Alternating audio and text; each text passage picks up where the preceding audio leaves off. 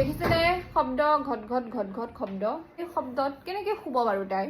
বেচেৰীজনী শুব নাপায় উঠিছে সোনকালে এতিয়া মোৰ এনেই মাইগ্ৰেনৰ প্ৰব্লেম তাতে আৰু এইবোৰ শব্দ শুনিলে মূৰটো একদম টিঙিচকৈ উঠে আজিকালি জানেনে একদম সময় নাপাওঁ ভিডিঅ' বনাবৰ কাৰণে কেনেকুৱা যে দিন পৰি গ'ল নহয় ভাবোঁ ভিডিঅ' বনাম ডেইলি ব্লগ বনাম কিন্তু মইচোন নোৱাৰোৱে সময়ে নাপাওঁ তেনেকুৱা কৰিবৰ কাৰণে অঁ এই তাইৰ লগতে তাইৰ কাৰণে খিচিৰি বনালোঁ বলা বলা বলা খিচিৰি খাম খিচিৰি বনালোঁ তাই শুইছিলে ভাবিছিলোঁ খিচিৰি বনাম মোৰ কাৰণে খানা বনাম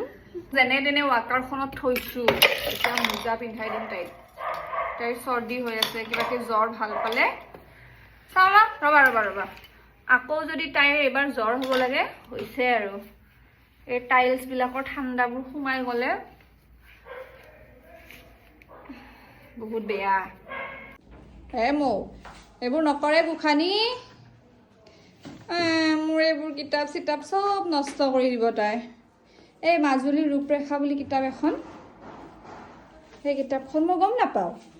এইখন ইমান মই কিতাপখন মানে থৈ দিছিলোঁ ধুনীয়াকৈ এই চাওক মাজুলীৰ ৰূপৰেখা ওপৰৰ পেজটো নাই এইবোৰ চব এতিয়া ইয়াৰ পৰা নিব লাগিব কিতাপবোৰ মা তুমি খিচিৰি খাবানে এইবোৰ মূৰৰ বিষৰ মেডিচিন চাওকচোন এইবোৰ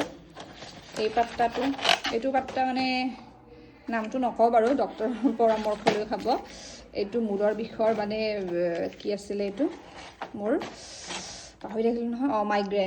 মাইগ্ৰেনৰ প্ৰব্লেম থাকিলে বহুত মূৰৰ বিষ হ'লে এটা খাই দিলে আপোনালোকে ভাল পাই যাব কিন্তু এই মেডিচিনবিলাকৰ নামবোৰ নকওঁ দেই কাৰোবাৰ কিবা হ'ব তাৰপিছত বোলে মই ফচিলোঁ এইটো এটা কমন মেডিচিন চেৰিডন এইটো চবেই খায়ে থাকে এইটো ক'বলৈ নাই আৰু বহুতে কৈ থাকে যে জুবিনদাৰ ফটোখন ভালকৈ দেখাবৰ কাৰণে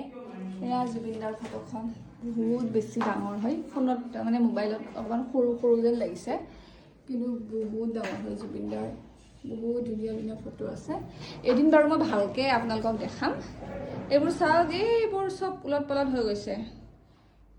কিবাকৈ ৰুমটো ভাল কৰিব লাগিব এই ৰিং লাইটটো মোৰ ফেচবুকৰ প্ৰথম পইচাৰে লৈছিলোঁ এইটো